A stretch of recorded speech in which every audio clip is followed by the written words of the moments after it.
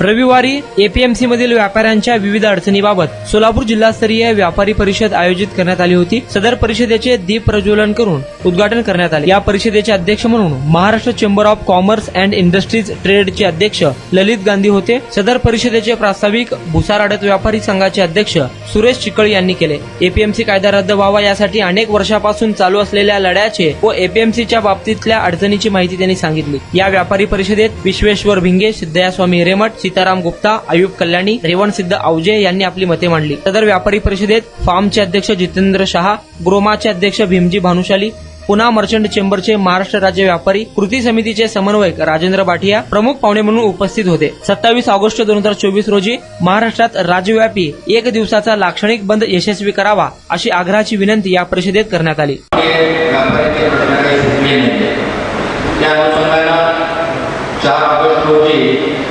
महाराष्ट्राच्या व्यापारी कृती समितीच्या वतीनं पुण्यामध्ये एक व्यापारी परिषद झाली आणि त्या परिषदेमध्ये असं ठरलं की बाबा आपण 27 ऑगस्ट रोजी महाराष्ट्र बंद करायचं आणि त्या बंदसाठी म्हणून आपापल्या भागामध्ये आपापल्या जिल्ह्यामध्ये पूर्वतयारीसाठी आपण आपापल्या पद्धतीने व्यापारी परिषदेला घ्या असे आदेश आपल्याला शिखर संघटनेने दिलं होतं।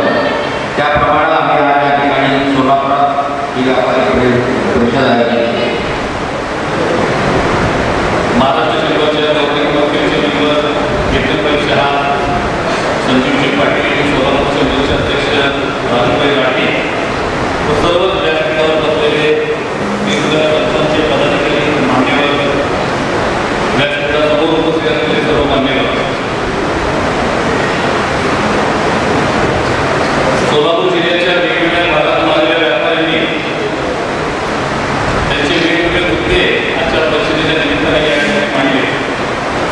प्रामुख्याने आजच्या परिषदेत एपीएमसीमध्ये असलेला सेस रद्द करावा किंवा हा कारवाईने झालेला कायदा रद्द करावा ही आपली प्रमुख भूमिका घेऊन आपण राज्यभर या विषयावर अशा पद्धतीचं व्यापाऱ्यांच्यामध्ये जागरण करून सरकारवर दबाव आणण्याचा प्रयत्न करत आहोत।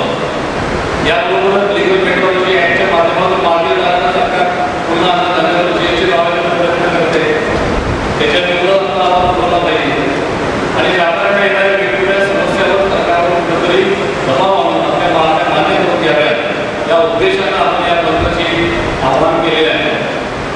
गेली अनेक वर्ष आपण अशा वेगवेगळ्या प्रश्नावर सातत्याने लढा देतो आणि मग कुठेतरी आपण काय करून आंदोलन करायचं तर बंद वगैरे हे आपण या बंदचे समर्थन करतो की आपण दुसरं का करून घ्यायचं।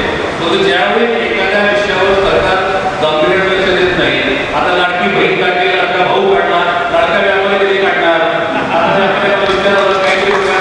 आम्हाला पैसे नको तुमचे पोलिसांना आमच्या अडचणी सोडवा एवढीच आपली माफक अपेक्षा सरकारकडून। आता सरकारकडे जातो ते अनेक प्रश्न सुटतात नाही, सरकार नाही, तर आपले प्रयत्न